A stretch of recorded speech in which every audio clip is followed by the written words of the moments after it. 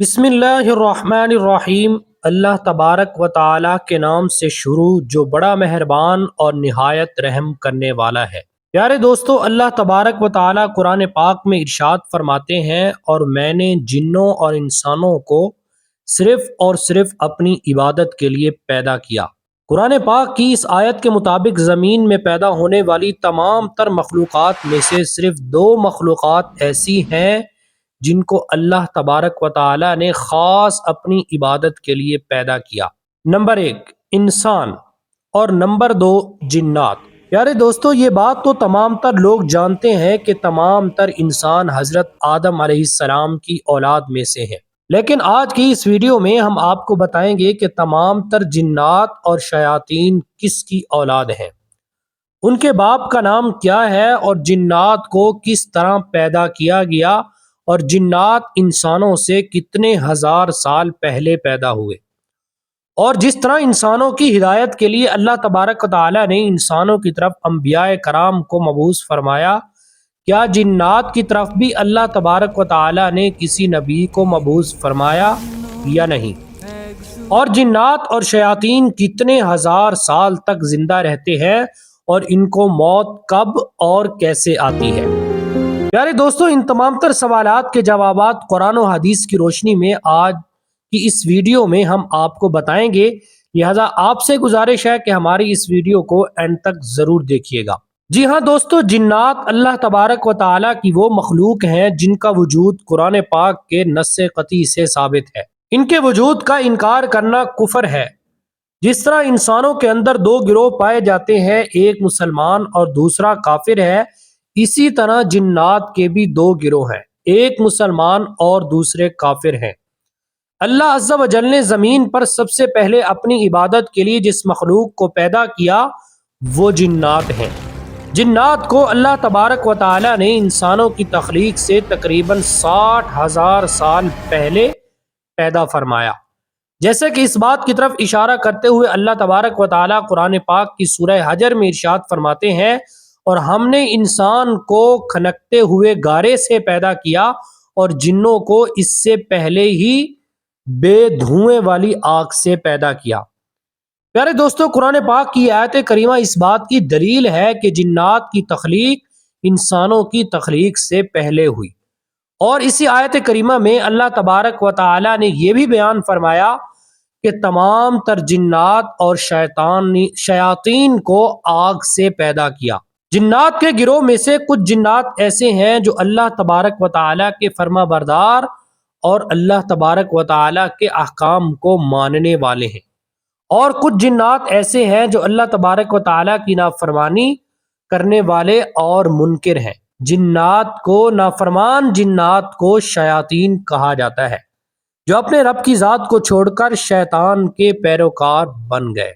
حضرت ابن عباس رضی اللہ تعالی عنہ بیان فرماتے ہیں کہ جنات میں کچھ مسلمان ہوتے ہیں اور کچھ کافر ہوتے ہیں، یہ مرتے بھی ہیں اور پیدا بھی ہوتے ہیں، لیکن شیاطین میں سے کوئی بھی مسلمان نہیں، اور نہ ہی ان کو موت آتی ہے۔ جس وقت ابلیس کو موت آئے گی اسی وقت تمام تر شیاطین کو بھی موت آئے گی۔ پیارے دوستو، حضرت آدم علیہ السلام کی تخلیق سے 60,000 سال پہلے اللہ تبارک و تعالی نے ابو الجنات کو پیدا فرمایا، اور پھر ان کا جوڑا بنا کر ان کو زمین میں بسا دیا، اور یہ 7,000 سال تک زمین میں آباد رہے۔ اس عرصے کے دوران اس جوڑے کی آل اولاد بہت زیادہ پھیل گئی، اور جنات کی تعداد بہت زیادہ ہو گئی۔ شروع میں یہ تمام تر جنات اللہ تبارک و تعالی کے عبادت گزار اور فرما بردار تھے، لیکن آہستہ آہستہ یہ جنات اللہ تبارک و تعالی کی نافرمانیاں کرنے لگے، اور ان کے درمیان بغض اور حسد پھیل گیا، جس کی وجہ سے یہ زمین کے اندر قتل و غارت اور فتنہ فساد برپا کرنے لگے، اور پھر اس کے بعد زمین کے اندر خوب خون ریزی شروع ہو گئی۔ اس کے بعد اللہ تبارک و تعالی نے عزازیل کو، جو کہ ابلیس شیطان کا پرانا نام ہے، اس کو فرشتوں کے ہمراہ زمین پر بھیجا۔ پیارے دوستو، عزازیل جنات میں سے تھا، اور یہ اس وقت اللہ تبارک و تعالی کی بارگاہ میں مقرب تھا، لہذا اللہ تبارک و تعالی نے عزازیل کو یہ حکم دیا کہ فرشتوں کی ایک جماعت لے کر جاؤ اور زمین سے جنات کو نکال دو۔ چنانچہ اس وقت اس روئے زمین پر جنات اور فرشتوں کے درمیان ایک بہت بڑی جنگ ہوئی۔ حضرت عزازیل نے اللہ تبارک و تعالیٰ کے حکم کے مطابق جنات کو زمین سے نکال کر جزیروں اور جنگلوں کی طرف بھیج دیا۔ پیارے دوستو، بات کرتے ہیں کیا جنات کی طرف اللہ تبارک و تعالیٰ نے کسی نبی کو بھیجا یا نہیں؟ تو اس حوالے سے روایات میں آتا ہے کہ جنات کی زندگی دو قسم پر مشتمل ہے۔